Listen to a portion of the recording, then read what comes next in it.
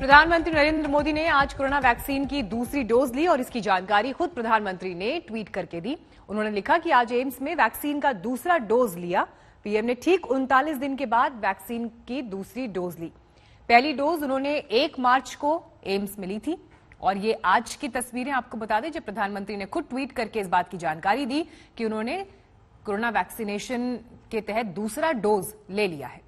इससे पहले 1 मार्च को उन्हें पहला डोज लगा था। प्रधानमंत्री ने साथ ही अपील की कि जो लोग टीका लगवाने के योग्य हैं, यानी जो उस वैक्सीनेशन प्रक्रिया के दायरे में आते हैं, 45 साल के ऊपर के लोग, वो सभी जल्द से जल्द टीका लगवाएं। और ये तस्वीरें इसलिए भी अहम हो जाती हैं क्योंकि देश में कोरोना संक्रमण की जो दूसरी लहर है वो खतरनाक स्तर पर पहुंचती जा रही है। 1,26,000 केसेस बीते 24 घंटे में सामने आए हैं और ऐसे में अलग अलग दिशा से मेडिकल एक्सपर्ट्स हो, डॉक्टर्स हो, उनकी तरफ से भी ये एक सुझाव निकल कर आ रहा है कि वैक्सीनेशन के दायरे में अब जो युवा हैं उनको भी लाया जाए ताकि जो एक कवच है वो एक बड़ी आबादी तक फैल सके। लेकिन इस बीच सबसे पहले ये जरूरी है कि वो लोग जो 45 साल के हैं उससे ऊपर हैं वो अपना वैक्सीनेशन जल्द से जल्द लें। किसी तरह से घबराने की जरूरत नहीं है। देश के साइंटिस्ट पर, वैज्ञानिकों पर, डॉक्टर्स पर आप भरोसा रखिए। इस बात का जिक्र सरकार के तमाम बड़े मंत्री करते रहे हैं। आज जिन नर्सेज ने प्रधानमंत्री को टीका लगवाया उनका बयान सुनिए। So now I have given second dose of Covaxin manufactured by Biotech to our beloved Prime Minister Shri Narendra Modi जी। आज सुबह ही हमें पता चला कि सर अपनी कोवैक्सीन की सेकेंड डोज के लिए एम्स आ रहे हैं और हमें उन्हें वैक्सीनेट करना है। हमने उनको वैक्सीन की सेकेंड डोज दी और हमें बहुत अच्छा लगा उनसे मिलके और फिर उनसे थोड़ी सी बातचीत भी हुई। उन्होंने पूछा कि हम कहाँ से हैं और फिर एक फोटोग्राफ ली and it was really very memorable moment for me कि उनसे मिलने का मौका मिला और उन्हें वैक्सीनेट करने का मौका मिला इस पैंडेमिक सिचुएशन में। I am the vaccinator who give the prime minister the first dose of Covaxin. Presently I am working in the hospital infection control committee. आज I had another opportunity to meet sir to vaccinate him for the second time. I assisted Sister Nisha. Basically I'm from Pondicherry as already told. I was elated again. I got a second opportunity to meet sir. अच्छा लगा sir से फिर से बातचीत हुई, एक photo भी लिए थे हमने। तो सिस्टर निवेदा इससे पहले जब पहली डोज लगी थी प्रधानमंत्री को तो उस समय भी मौजूद थी, उसी बात का वो जिक्र कर रही थी।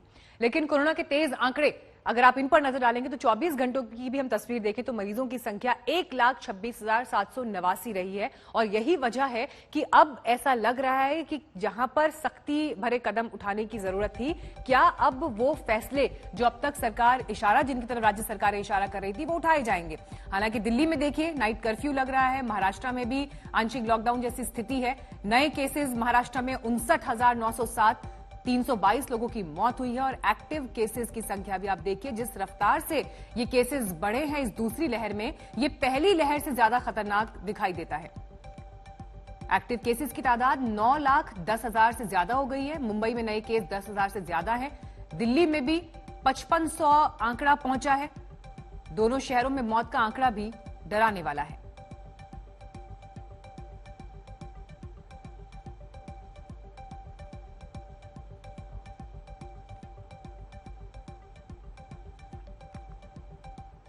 महाराष्ट्र में बुधवार के दिन 59,900 के करीब कोविड केसेस पाए गए और 322 नई कोविड डेथ्स रिपोर्ट की गई। मुंबई में वहीं पर 10,000 से ज्यादा एक दिन में कोविड केसेस हैं और 23 कोविड डेथ्स हुई है। फिलहाल महाराष्ट्र को अगर आप देखें तो पूरे देश में जितना एक्टिव केस लोड है उसका 56% महाराष्ट्र में है। शायद इसीलिए अब स्टेट और सेंटर के बीच में वैक्सीनेशन को लेकर एक तरह से जंग छिड़ गई है, जहां पर स्टेट कह रहा है कि उसके पास वैक्सीनेशन डोज नहीं है कि वो 3 से 4 दिनों तक आने वाले ये वैक्सीनेशन चला सके। वहीं पर सेंटर का कहना है कि 15 लाख डोजेज अवेलेबल है, पहले उसे इस्तेमाल करें और डोजेज पाइपलाइन में है। कैमरा पर्सन मंगेश आंबरे के साथ मुस्तफा शेख, मुंबई, आज तक। महाराष्ट्र से मुस्तफा शेख की आपकी रिपोर्ट देख रहे थे, लेकिन देश की राजधानी दिल्ली में भी हालात इस वक्त चिंताजनक बने हुए हैं, खतरनाक बने हुए हैं, क्योंकि लगातार दूसरे दिन देखिए आंकड़ा 5000 के पार है। 5500 से ज्यादा केसेस हैं। एक दिन में अकेले 20 लोगों की मौत हुई है और साथ ही अगर आप इन्फेक्शन रेट पर नजर डालें तो 6.10% ये रेट दिखाई देता है। दिल्ली के स्वास्थ्य मंत्री डॉक्टर सत्येंद्र जैन क्या कह रहे हैं, सुनिए। आज कई सारे लोग कहते हैं नहीं जी, या तो एक्सट्रीम हो लॉकडाउन की बात करते हैं, या फिर कहते हैं कुछ भी ना हो। तो लॉकडाउन और उसके बीच में भी कुछ हो सकता है। गंभीरता ये है कि दिल्ली में जिसके अंदर कई महीने तक लगातार 200 से कम केस थे, लगातार 3-4 महीने तक, वो पिछले 3-4 हफ्ते के अंदर बढ़ते हुए 5000 क्रॉस कर चुके हैं। और ऐसा लग रहा है जिस तेजी से बढ़ रहा है, ये हो सकता है पुराना रिकॉर्ड भी उसको ना चला जाए। हो सकता है कि 45 से ज़्यादा वालों को ज़्यादा ज़रूरत हो वैक्सीन की, बट जो 25 से 45 तक हैं या 20 से 45 तक हैं, आजकल बहुत ज़्यादा इन्फेक्टेड नज़र आ रहे हैं। उन लोगों में बहुत ज़्यादा तेज़ी से फैल रहा है क्योंकि वो ज़्यादा मोबाइल हैं। ऐसा नज़र नहीं आ रहा है कि वो बहुत सीरियस हो रहे हैं या उसकी वजह से मॉर्टेलिटी हो रही है, बट वो जब अपने घर जाते हैं तो घर में उनके माता पिता हैं, दादा दादी हैं, उनको इन्फेक्ट करने के चांस होते हैं। तो इसलिए हमने कहा है कि भाई सबको अलाउ कर दीजिएगा और जल्द से जल्द पूरे देश में सभी को लगा दिया। तो स्वास्थ्य मंत्री सत्येंद्र जैन ये बता रहे हैं कि पहले कैसे 200 के हिसाब से केसेस सामने आते थे, लेकिन 200 से ये आंकड़ा एक दिन का बढ़कर हो गया है 5000 के पार। तो आप अंदाजा लगाइए कि स्थिति इस वक्त कितनी चिंताजनक बनी हुई है। राजधानी का हाल हमने आपको दिखाया, लेकिन राजधानी से ही रखते उत्तर प्रदेश की भी परिस्थितियां आप देखिए, केसेस किस तरह से बढ़ रहे हैं। दिल्ली का तो हमने आपको हाल दिखाया ही, लेकिन उत्तर प्रदेश में भी हालात बहुत ज्यादा बेहतर नहीं है। पर भारत के नक्शे पर इस वक्त आप जो ये 11 राज्य देख रहे हैं, यहां पर हालात सबसे ज्यादा इस वक्त खराब हैं, क्योंकि आंकड़े यहां तेजी से बढ़े हैं। महाराष्ट्र, गुजरात, राजस्थान, दिल्ली, छत्तीसगढ़, अगर इन्हीं के आंकड़ों को, मध्य प्रदेश भी इसमें शामिल कर लीजिए, अगर इन्हीं के आंकड़ों को आप जोड़ दें तो टोटल जो केसेस आ रहे हैं उनमें सबसे ज्यादा योगदान इन्हीं राज्यों का है। और यही वजह है कि यहां पर फैसले जो हैं सरकारों के, वो नाइट कर्फ्यू से लेकर वीकेंड्स पर जिस तरह की कर्फ्यू की स्थिति है, वो सब फैसले लेने पड़े हैं। उत्तर प्रदेश में किस तरह के हालात हैं, इस पर क्या जानकारी दे रहे हैं मंत्री सुरेश खन्ना, सुनिए।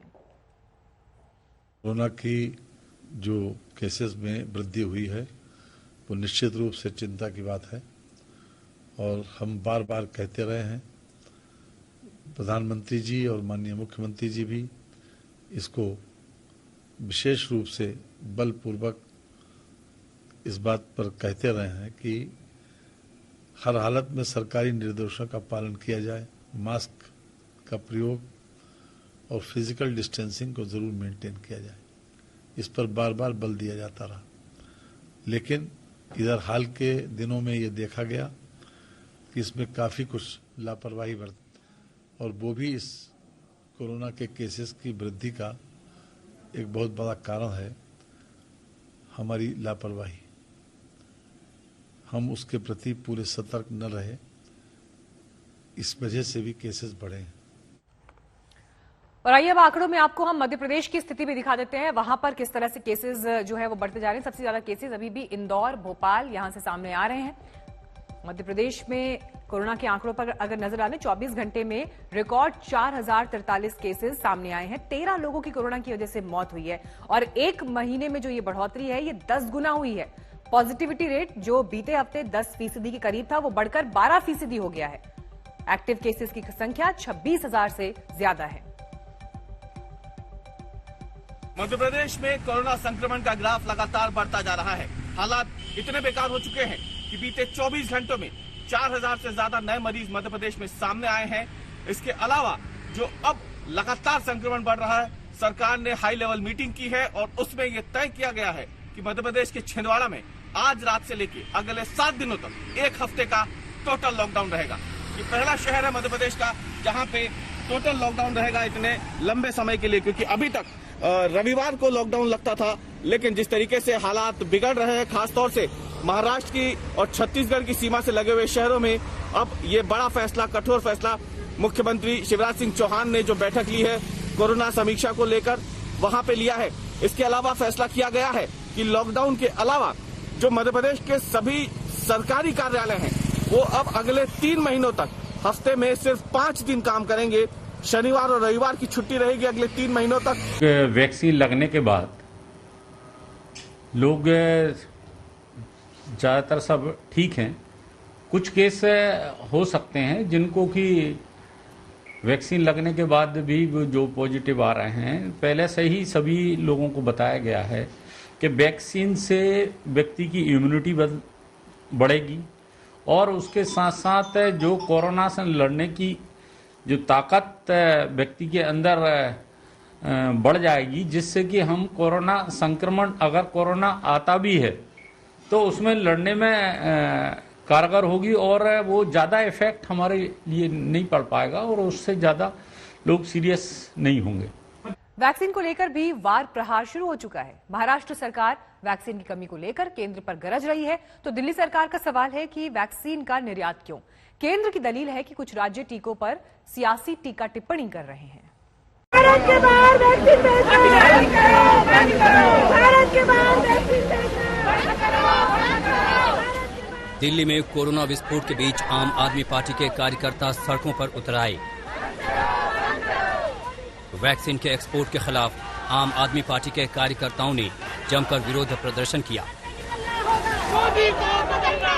आम आदमी पार्टी के तमाम कार्यकर्ता इस वक्त केंद्र सरकार की वैक्सीनेशन को लेकर निर्यात नीति का विरोध कर रहे हैं। इस वक्त आप तस्वीरें देख रहे हैं डीडी मार्ग की, और यहाँ पर आम आदमी पार्टी के जो तमाम नेता हैं, कार्यकर्ता हैं, वो नारेबाजी करते हुए यहाँ पहुँच रहे हैं। कोरोना की वैक्सीन भाजपा ने नहीं बनाई, भारत के वैज्ञानिकों ने बनाई, भारत के लोगों के लिए। और कहा जा रहा है कि कोरोना की वैक्सीन पर्याप्त मात्रा में उपलब्ध भी है, तब भी सिर्फ इसको 45 साल से ज्यादा उम्र के लोगों को देना और बाकी वैक्सीन को 68 देशों के अंदर एक्सपोर्ट करना, पाकिस्तान जैसे देश को भी वैक्सीन देना, सिर्फ और सिर्फ मुझे लगता है प्रधानमंत्री जी अपनी छवि विदेशों में चमकाने के लिए अपने देश के युवाओं की जान को जोखिम में डाल रहे हैं। हमारा ये मानना है 18 साल से लेकर 45 साल का जो युवा है, जिसको रोज काम के लिए घर से बाहर निकलना पड़ता है, जिसको मेट्रो में, बस में, सड़क पर, रेस्टोरेंट में नौकरी के लिए, अपने काम धंधे के लिए जाना पड़ता है, वो सबसे ज्यादा वल्नरेबल है। उसको कोरोना का सबसे बड़ा खतरा है और वो सुपर स्प्रेडर का काम कर रहा है, क्योंकि वो घर में आता है, बाहर जाता है, घर में आता है, बाहर जाता है। उसको वैक्सीन क्यों नहीं दी जा रही, जो आपकी इकोनॉमी चला रहा है, जो आपका जीडीपी चला रहा है।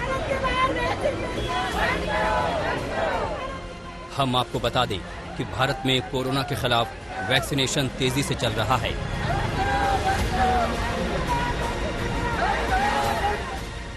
वैक्सीन का जो मीटर बता रहा है वो ये है कि अब तक वैक्सीन की 8.70 करोड़ डोज लोगों को दी गई है, जिसमें महाराष्ट्र नंबर 1 पर है। महाराष्ट्र में 85 लाख, गुजरात में 80 लाख और तीसरे नंबर पर राजस्थान में 78 लाख लोगों का टीकाकरण हो चुका है। 7 अप्रैल की सुबह तक 24 घंटे में देश भर में कुल 33 लाख डोज दिए गए। इससे पहले मंगलवार को 43 लाख लोगों का टीकाकरण किया गया था। भारत में 16 जनवरी को हेल्थ केयर वर्कर्स को टीका लगाने के साथ कोरोना टीकाकरण की शुरुआत हुई थी। 2 फरवरी से फ्रंटलाइन वर्कर्स को भी वैक्सीन लगने लगी थी। 1 मार्च से 60 वर्ष से ऊपर के और 45 से 59 वर्ष के गंभीर बीमारियों से जूझ रहे लोगों को वैक्सीन लगने लगी थी और देश भर में 45 से अधिक उम्र के लोगों को टीका दिया जा रहा है। जैसे ही दूसरी लहर में कोरोना का विस्फोट हुआ है, अब हर कोई वैक्सीन की तरफ भाग रहा है। आज तक ब्यूरो। प्रधानमंत्री नरेंद्र मोदी दरअसल आज कोरोना के बढ़ते संक्रमण के मामले को लेकर राज्यों के मुख्यमंत्रियों के साथ बैठक करने वाले हैं शाम को, लेकिन खबर ये मिल रही है कि पश्चिम बंगाल की मुख्यमंत्री ममता बनर्जी इस बैठक में शामिल नहीं होंगी। चुनाव में व्यस्त होने की वजह से इस मीटिंग में ममता बनर्जी नहीं आ रही हैं, ये खबर इस वक्त मिल रही है। ममता की जगह राज्य सचिव मीटिंग में मौजूद रहेंगे। कोरोना पर आज प्रधानमंत्री की राज्यों के मुख्यमंत्रियों के साथ बैठक है। ये बैठक पहले से प्रस्तावित थी, लेकिन मुख्यमंत्री ममता बनर्जी इस बैठक में शामिल नहीं हो रही। चुनाव प्रचार चौथे चरण के लिए जोरों पर। आज अंतिम दिन है चौथे चरण के चुनाव प्रचार के लिए।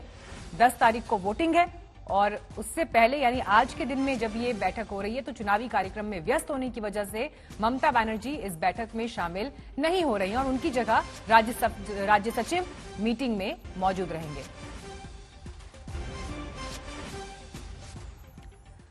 तो चौथे चरण के लिए 10 तारीख को वोट डलेंगे पश्चिम बंगाल में, लेकिन मुस्लिम वोट बैंक की सियासत पर चुनाव आयोग ने ममता बनर्जी को नोटिस थमा दिया है।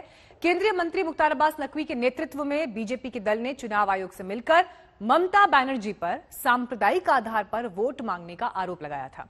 बीजेपी के मुताबिक ममता ने हुगली के तारकेश्वर में 3 अप्रैल की रैली में यह अपील की थी कि मुस्लिम अपना वोट बंटने न दें। इस शिकायत के बाद चुनाव आयोग ने इसे आचार संहिता के उल्लंघन का मामला मानते हुए ममता बनर्जी से 48 घंटे में जवाब मांगा है।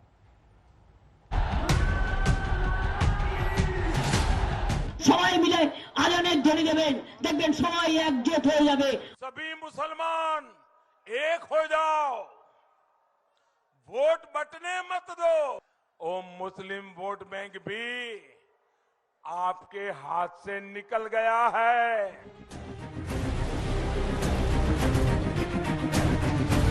बंगाल के चुनावी संग्राम में 10 अप्रैल को चौथे चरण के मतदान से पहले चुनाव आयोग ने ममता बनर्जी को एक नोटिस भेजा है। 48 घंटे में ममता बनर्जी को नोटिस का जवाब देना है। सबसे पहले बंगाल चुनाव में नोटिस वाले अध्याय की कहानी समझिए। इसे समझने के लिए आपको ममता का बयान सुनना होगा जो उन्होंने 3 अप्रैल को प्रचार के दौरान दिया था। আর যদি সংখ্যালঘু এলাকায় দেখেন অত্যাচার করছে, একদম সবাই মিলে আয়োজনের ধ্বনি দেবেন, দেখবেন সবাই একজোট হয়ে যাবে। सुना आपने, ममता ने रैली में यही बयान दिया और इसी बयान को लेकर केंद्रीय मंत्री मुख्तार अब्बास नकवी की अगुवाई में बीजेपी डेलीगेशन ने चुनाव आयोग से शिकायत की थी। वहाँ पर कहा जा रहा है कि मुसलमानों को एकजुट हो जाओ, एकजुट होकर के हमें वोट करो, बीजेपी को हराओ। ये तो सिर्फ मॉडल कोड ऑफ कंडक्ट का वायलेशन नहीं है, बल्कि people's representation of people's act का वायलेशन है और क्रिमिनल वायलेशन है। इधर बीजेपी ने चुनाव आयोग से शिकायत की तो उधर प्रधानमंत्री मोदी ने भी बंगाल चुनाव प्रचार के दौरान ममता बनर्जी पर निशाना साधा था। सारे हिंदू एकजुट हो जाओ, बीजेपी को वोट दो। तो दीदी, ये इलेक्शन कमीशन हमें 8-10 नोटिस भेज देता। ममता पर चुनाव सभा के दौरान धार्मिक आधार पर टीएमसी के लिए वोट मांगने का आरोप बीजेपी ने लगाया है।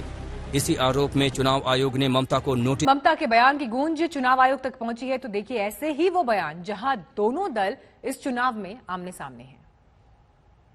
যদি সংখ্যালঘু এলাকায় দেখেন অত্যাচার করছে, একদম সবাই মিলে আয়োজনের ধ্বনি দেবেন, দেখবেন সবাই একজোট হয়ে যাবে। আপনারা এনআরসি না চান, এনপিআর না চান, কে না চান, বাংলায় হিন্দু মুসলমান ভাগ করতে না চান, সংখ্যালঘু ভাই বোনেরা আমার, ওদের একটা ভোটও দেবেন না, ওদের একটা ভোটও দেবেন না, ওদের একটা ভোটও দেবেন না। अभी हाल ही में आपने कहा कि सभी मुसलमान एक हो जाओ, वोट बंटने मत दो। अगर हमने कहा होता कि सारे हिंदू एकजुट हो जाओ, बीजेपी को वोट दो, तो दीदी, ये इलेक्शन कमीशन हमें 8-10 नोटिस भेज देता। ओ मुस्लिम वोट बैंक भी आपके हाथ से निकल गया है। मुस्लिम भी आपसे दूर हो गए हैं। आपको पब्लिकली ऐसा कहना पड़ रहा है, इसी से पता चलता है कि आप इलेक्शन हार गई है। और इसी बयान पर ममता बनर्जी से चुनाव आयोग ने जवाब मांगा है। लेकिन आपको यह भी बता दें कि पश्चिम बंगाल में चौथे चरण की वोटिंग 10 अप्रैल को होनी है और आज प्रचार का आखिरी दिन है। आज मुख्यमंत्री ममता बनर्जी की हुगली, हावड़ा और साउथ 24 परगना में धुआंधार रैलियां हैं, तो बीजेपी अध्यक्ष जेपी नड्डा भी अलीपुरद्वार और दिनहटा में रैली करने वाले हैं। इससे पहले भी कल दोनों दलों में आरोपों के तीर चले। आपको ये भी बता दें कि ममता बनर्जी और बीजेपी के आला नेताओं की रैलियां हैं, तो एक दिन पहले ही ममता, नड्डा और योगी गर्जे। 67 से 68 के बीच में सीट जीतेंगे। मैं मानता हूं कि बंगाल की जनता जो मोदी जी को बंगाल का परिवर्तन का काम देना चाहती है, वो जरूर रविंद्रनाथ जी को जीता। ममता बनर्जी जब पीएम की बात करते हैं तो वो कहती हैं कि पीएम पर्सनल हो रहे हैं, अब शब्दों का इस्तेमाल करें। देखिए, आप 10 साल से शासन में हो और यहाँ पर जो करप्शन है, लॉ एंड ऑर्डर की डिटोरिएशन है, घुसपैठ है, इसके लिए आपको जिम्मेदार ठहराए तो इसमें पर्सनल क्या है? You are responsible for that. और अगर आपको रिस्पॉन्सिबिलिटी नहीं लेनी तो चुनाव नहीं लड़ना चाहिए। CRPF is doing the nuisance. I respect the CRPF. Which CRPF? Who are real Jawans. But I don't respect the BJP CRPF who are doing the nuisance, beating the women and killing the people and harassing the people. I don't support them. সুকমাতে এতগুলো জওয়ান মারা গেল, কি করেছে government? একদিকে মারছে আর একদিকে আপনাদের বলছেন যাও যাকে ভোট करके आओ। तो इस समय इतनी चिड़ी हुई है, इतनी नाराज है, या वो कह रही है कि जय श्री राम बोलोगे तो जेल में डाल देंगे।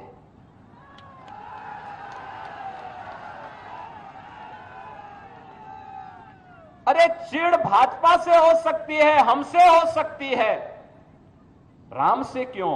राम तो हम सबके आराध्य हैं, भारत के जन जन की आस्था के केंद्र हैं। राम से टकराने का जो भी दुस्साहस किया है उसकी दुर्गति हुई है और टीएमसी की बंगाल के अंदर दुर्गति तय है। একটা করে গেরুয়া সব গেরুয়া পড়লেই কি গেরুয়া হয়? হয় না। সব কি ভালো হয়? হয় না। এবং করে ছদ্মবেশে বলে হরে কৃষ্ণ হরি হরি, মানুষের পকেট চুরি করি, হরে কৃষ্ণ হরি হরি, দাঙ্গা করে লোক মারি, হরে কৃষ্ণ হরি হরি, গ্যাসের দাম 900 টাকা করি, হরে কৃষ্ণ হরি হরি, মানুষের ঘরে আগুন জ্বালি। नतीजा कुछ भी हो, पश्चिम बंगाल का चुनाव कई मायनों में याद किया जाएगा। पश्चिम बंगाल में चुनावी लिहाज से एक अहम इलाका जलपाईगुड़ी है। चाय बागान के लिए मशहूर उत्तर बंगाल के जलपाईगुड़ी जिले की 7 सीटों पर 17 अप्रैल को मतदान होना है। यहां पिछली बार टीएमसी ने 6 सीटें जीती थी और इस बार सभी दलों की निगाहें चाय बागान के वर्कर्स पर है, जिनकी अच्छी खासी तादाद है। देखिए सीधे जलपाईगुड़ी के चाय बागान से हमारी सहयोगी चित्रा त्रिपाठी की ये रिपोर्ट। जलपाईगुड़ी जिले में इस वक्त मेरी मौजूदगी है। यहाँ पर चाय बागान में बहुत सारी महिलाएं सुबह सुबह आ जाती हैं, 8 बजे से अपना कामकाज शुरू कर लेती हैं, चाय की पत्तियां तोड़ती हैं और शाम के 4 बजे इनको छुट्टी मिलती है। आपको ये भी बताते चलें कि इतने घंटे काम करने के इन्हें 200 रुपए मिलते हैं और अगर इससे ज्यादा यानी कि 1 किलो ज्यादा पत्तियां ये तोड़ेंगी तो 3 रुपए प्रति किलो के हिसाब से बढ़ता हुआ चला जाता है, जितना इन्हें टारगेट दिया जाता है। जरा इन लोगों से बातचीत करते हैं। सुबह सुबह आ गई बिल्कुल? हाँ, ऐसी पत्तियां तोड़ती रहती हैं? हाँ, ऐसी पत्तियां तोड़ते हैं। पत्तियां तोड़ने में किन बातों का ख्याल रखा जाता है? जो हल्की पत्तियां हैं, नई नई आई हैं, उनको ज्यादा तोड़ा जाए? हाँ, उनको ही ज्यादा तोड़ा जाता है। आप बताइए क्या खासियत है यहाँ की? यहाँ का कुछ भी खासियत नहीं है, केवल पत्ती तोड़ना पड़ता है हम लोग को। केवल पत्ती तोड़ना पड़ता है। क्या होना चाहिए यहाँ पे? क्या होना चाहिए? हम लोग का तनख्वाह तो काम हम मिलता है और कुछ नहीं। 202 रुपया। 202 रुपया। कितने किलो पत्ती तोड़ती हैं? 24 किलो ठीका होता है हम लोग का। 24 किलो तोड़ने पे 202 किलो मिलते हैं एक दिन में। तो आप लोग चाहती हैं कि इसको बढ़ाया जाए? हाँ, बढ़ाया जाएगा। बढ़ाकर कितना किया जाए? कितना? हम लोग का तो 500 ऐसे। 500 रुपए कर दिया जाए इसको बढ़ाकर। आप लोग कुछ गाना भी सुनाना चाहती हैं हमारे दर्शकों को? आ जाइए, सारे लोग इकट्ठा मिलकर गाना सुनानी चाहती हैं। देखिए कष्ट परेशानी अपनी जगह, लेकिन कहते हैं कि कहा जाता है कि आपदा में भी अवसर ढूंढना हमारी आदत है, तो यकीनन ये लोग आप लोगों को एक गाना सुनाना चाहते हैं। बताइए, आदिवासी गाना गाएंगे आप? हरियाला दी से हमर चाय कर बगान, हरियाला दी से हमर चाय कर बगान, हेला खेरे मन के हरियाला बनावा, सेला खेरे मन के हरियाला बनावा। बहुत अच्छा गाना है। बहुत चाय के बागान में खड़े होकर चाय के बागान वाला ये गीत सुनना अपने आप में काफी ज्यादा सुखद अनुभव देने वाला है। राजनीति में क्या होगा यहाँ पर, ये तो सवाल 2 तारीख को जवाब देगी यहाँ की जनता, लेकिन फिलहाल ये लोग चाहते हैं कि 200 रुपए जो हर दिन इनको मिलते हैं उसको बढ़ाकर 500 रुपए कर दिया जाए। क्या परेशानी है आपकी? आप बताइए। बहुत परेशानी है। हमने इधर देखिए, सामने देख के बताइए कौन सी परेशानी है? चाय पत्ती तोड़ीला, खाईला। हाँ, 200 का हजरा में। 200 हजरा में आपको करना पड़ता है। सरकार की ओर से सुविधाएं मिलती है आप लोगों को? नहीं मिलेला। कोई सुविधा नहीं मिलती है? नहीं, कुछ नहीं मिलती। कोई सुविधा आप लोगों को नहीं मिलती है? वही तो प्रॉब्लम है। चाय पत्ती तोड़ते हैं, 3 बजे छुट्टी, 212 रुपया हजरा। तो क्या चाहती हैं आप लोग? परेशानी है। परेशानी बहुत ज्यादा है। इनका ये कहना है कि सिर्फ 200 हजरा, जो यहाँ की भाषा में कहा जाता है, यानी कि 202 रुपए जो इन लोगों को मिलते हैं, इस पैसे को बढ़ाया जाए, क्योंकि लगातार ये महिलाएं इसी तरह से पत्ते तोड़ती रहती हैं। 24 किलो तोड़ने पर सिर्फ 200 रुपए मिलते हैं और यकीनन इसको लेकर इन लोगों की शिकायत है कि सरकार की ओर से कम कम चाय बागान के जो मजदूर हैं उन पर ध्यान दिया जाना जरूरी है। और उम्मीद यही कि जो नई सरकार बने, चाहे दीदी रिपीट हो या फिर बीजेपी या फिर कांग्रेस पार्टी, लेफ्ट पार्टी, जो भी सरकार बने, कम से कम इनकी इन मांगों पर वो विचार करे। कैमरा पर्सन हिमांशु शर्मा और संजय कुमार के साथ चित्रा त्रिपाठी, जलपाईगुड़ी आज।